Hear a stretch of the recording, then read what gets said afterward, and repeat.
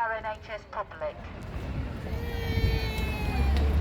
Thank you, Jane. Thank you, Jean, for that great introduction to this rally today.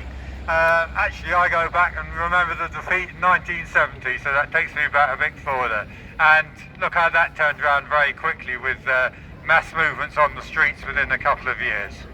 Anyway, I'm speaking on behalf of Keep NHS Public. I do notice no one's holding up any of those placards at the moment, or any placards at all. There's some down the front. Do get them, because we do want this covered on media here. We've got our resident photographer taking photos, so we do want placards saying why we're here. Right, I'm going to be speaking about keeping our NHS public. I was out on Thursday trying to get people to vote, and people weren't believing that the NHS is being prioritised. Well, I'm going to go through 12 things. You won't remember them all, but you'll need to go back and look at them up and have arguments with people and really show them what is going to happen. In 2012, an act was passed allowing 49% of the NHS to be prioritised, and that's for starters. Already 18% is now prioritised. And at the QMC, the catering service is prioritised, and we want to get rid of that. We got rid of two big companies there, Carillion and Circle, but we need to press on, and we can change things around whatever the government is. At Royal Chesterfield last week, it was discovered that the sterilising service has been prioritised to an American firm. So all those lies from Boris Johnson are just shown up for what they are. The price of drugs, now one of the biggest expenditures in the NHS. Do you know paracetamol is the cheapest paracetamol you can get in America is 3 times as expensive as here. 3/4 of mental health beds are already prioritised. One of the responses I met on Thursday was, "I've joined Bupa, I'm alright." Well, you trying to get an ambulance to Bupa's A&E, you'll have a long wait, and I don't think you'll find it. Now, one of the worst things about the privatisation is they cherry pick the services. They take the ones that give them a fast buck. Witness what Circle were doing at the treatment centre, and it's great our campaign got rid of them. I myself experienced a hospital procedure that was getting a quick buck. Things went wrong with it. What happened was I ended up in QMC A&E because the private hospitals don't have these facilities. And a lot of them have the NHS logo over them. Where I went, I thought it was NHS. No, it wasn't, but they had the NHS logo there.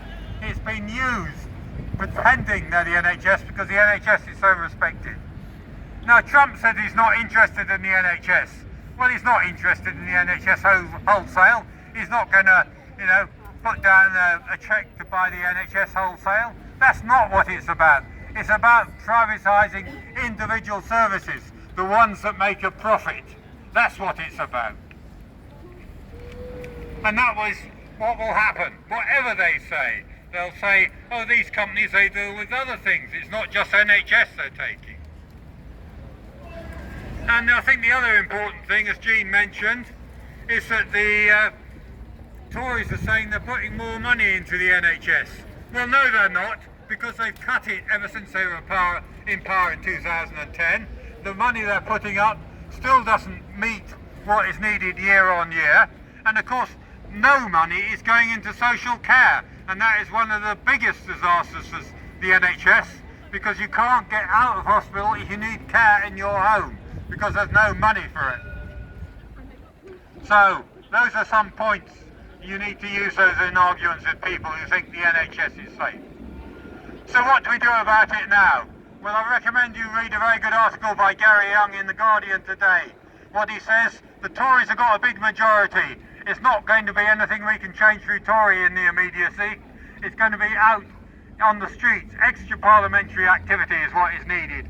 We need to be down protesting where there are private services in the NHS. And we need to be taking strike action, as some health workers have in Unite, in the health service and county council service in Lincolnshire. And they've actually won within these last 2 weeks.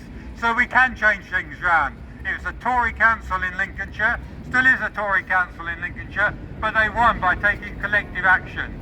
And that word collective action is the important thing we need, not individual responses. I can't say the word. Getting together and uniting.